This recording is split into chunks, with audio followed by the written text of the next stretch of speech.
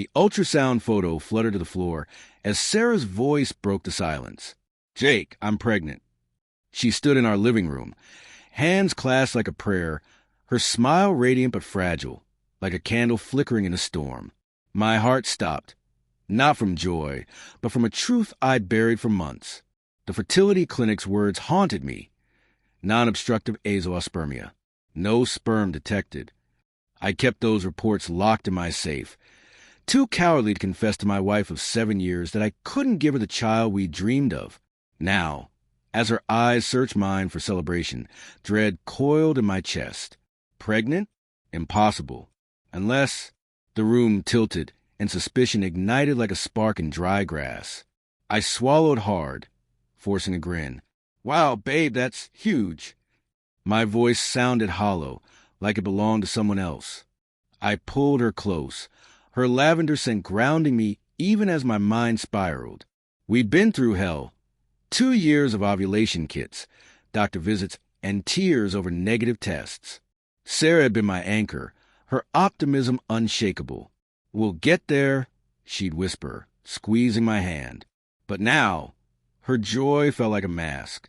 Was it a miracle or betrayal? I pushed the thought down, clinging to denial. Not Sarah, not the woman who danced with me in the rain on our anniversary, who nursed me through flu nights. But the ultrasound on the floor stared up at me, undeniable. That night, I couldn't sleep. Her steady breathing beside me felt like a lie. My mind replayed odd moments I'd ignored. Her new habit of locking her phone, the way she lingered at the mirror, touching up makeup for a girl's night. Once, I'd found receipt for coffee, 2 lattes, 1 decaf. In her purse, dated for a day she claimed to be at work. I'd laughed it off. Cheating on me with caffeine? She'd giggled, but her eyes had flickered. Now those flickers screamed deceit. At 3 a.m., I slipped into my study, heart hammering, and unlocked the safe. The reports were there, stark and clinical. Probability of natural conception, 0%. 0. The word carved a hole in me. Over breakfast, I probed gently, stirring oatmeal I couldn't eat. "So, how far along are you?" I asked, keeping my tone light. Sarah sipped her tea, chamomile now, no coffee, and smiled. 8 weeks. I was waiting to be sure before telling you. Her fingers brushed mine, but I tensed. 8 weeks, I echoed. "And you're feeling okay?" She nodded, babbling about prenatal vitamins, but her cheer felt rehearsed. "Maybe we should tell your mom soon," I said, watching her closely. She froze just for a second. "Let's wait. Just to be safe." Her smile wobbled. Safe. The word stung and suspicion deepened. Who was she shielding? The next week was torture. I became a detective in my own marriage, hating myself for it. Sarah glowed, humming as she folded tiny socks. Planning a nursery. "Our little miracle," she'd say, her hand on her belly.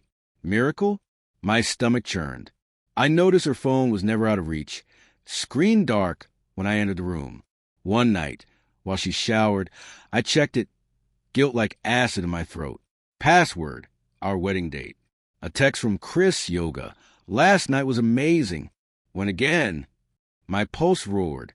Chris, her instructor, all charm and tattoos, who'd grinned at me at her studio's open house. Coincidence? Or worse? Anger clawed at denial, cracking it open. Clues mounted like evidence in a trial. A new necklace, a delicate gold chain she claimed was a gift from her sister. But her sister never gave jewelry.